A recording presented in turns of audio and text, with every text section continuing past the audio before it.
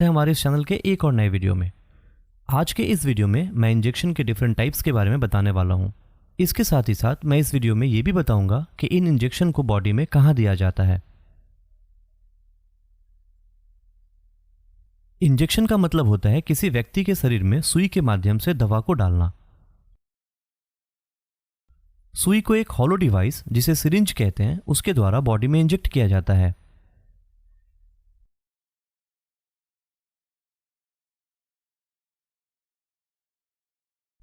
Injection कई types के होते हैं, जैसे कि subcutaneous injection, intramuscular injection, intradermal injection, intravenous injection, depot injection, intraperitoneal injection, intra articular injection etcetera. लेकिन इन सब में सबक्यूटेनियस, इंट्रामस्कुलर, इंट्रावेनस और इंट्राडर्मल प्रमुख इंजेक्शन है। आइए सबसे पहले ये जानते हैं कि दवा को इंजेक्शन के फॉर्म में देने की जरूरत क्यों पड़ती है।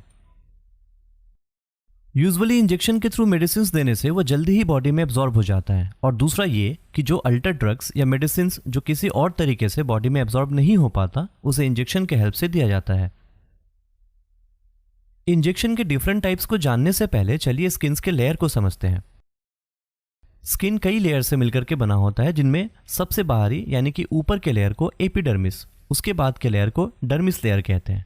डर्मिस लेयर वाटर स्टोर करने, बॉडी टेम्परेचर को रेगुलेट करने और विटामिन डी के प्रोडक्शन में सहायता करता है।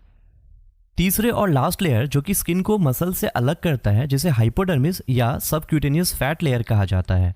इस लेयर में फैट स्टोर रहता है जो कि हमारे बॉडी में हीट कंजर्व करने का काम करता है। तो चलिए अब इंजेक्शन के मेन टाइप्स को समझ लेते हैं।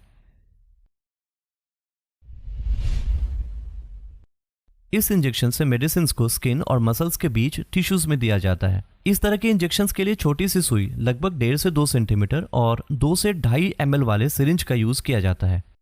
इस इंजेक्शन से दी जाने वाली दवा शरीर में धीरे धीरे एब्जॉर्ब होता है। इंसुलिन का इंजेक्शन सबक्यूटेनियस इंजेक्शन का ही एक एग्जाम्पल है। सबक्यूटेनियस इंजेक्शन को बॉडी में आर्म के ऊपरी एरिया में, थाई के बाहरी हिस्से में, पेट में नाभि के एरिया को छोड़कर और इसके अलावा बटक और हिप वाले हिस्से में लगाते हैं। इस तरह के इंजेक्शन को जनरली 45 डिग्री के एंगल पर लगाते हैं।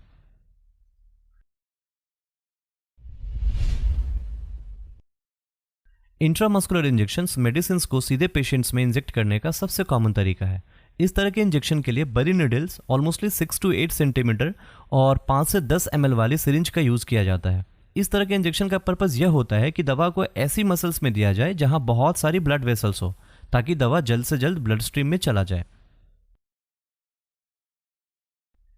इंट्रामस्कुलर इंजेक्शन मुख्यतः आर्म के डेल्टॉइड मसल्स, थाई के वेस्ट्रस लेटरालिस मसल्स में, हिप के वेंट्रोग्लूटियल मसल्स में और बटक के डॉर्सोग्लूटियल मसल्स में दिया जाता है। इंट्रामस्कुलर इंजेक्शन में निडल को लगभग 90 डिग्री के एंगल पर स्किन में इंसर्ट किया जाता है। हेपेटाइटिस, इन्फ्लुएंजा और टेटनस वैक्सीन को इंट्रामस्कुलर इंजेक्शंस के थ्रू ही डाला जाता है। इस इंजेक्शन से दवा को स्किन में दूसरी लेयर यानी कि डर्मिस में दिया जाता है। इस तरह का इंजेक्शन लगभग 5 से 15 डिग्री के एंगल पर एक बहुत ही छोटी सुई के द्वारा लगाया जाता है। इंट्राडर्मल इंजेक्शन से दवा का एब्जॉर्प्शन में इंट्रामस्कुलर इंजेक्शन, इंट्रावीनस इंजेक्शन या सबक्यूटेनियस इंजेक्शन से अधिक समय लगता है। इसी कारण से कुछ दवा को इंट्राडर्मली दिया जाता है। इस तरह के इंजेक्शन का यूज आमतौर पर सेंसिटिविटी टेस्ट जैसे कि ट्यूबरकुलिन स्किन टेस्ट या फिर एलर्जी टेस्ट में किया जाता है।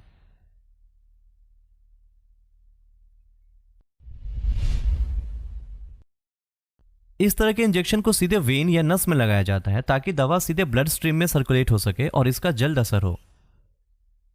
इस तरह के इंजेक्शन के द्वारा उन लोगों को न्यूट्रिशन सप्लाई किया जाता है जो डाइजेस्टिव ट्रैक्ट के द्वारा न्यूट्रिशन नहीं ले सकते।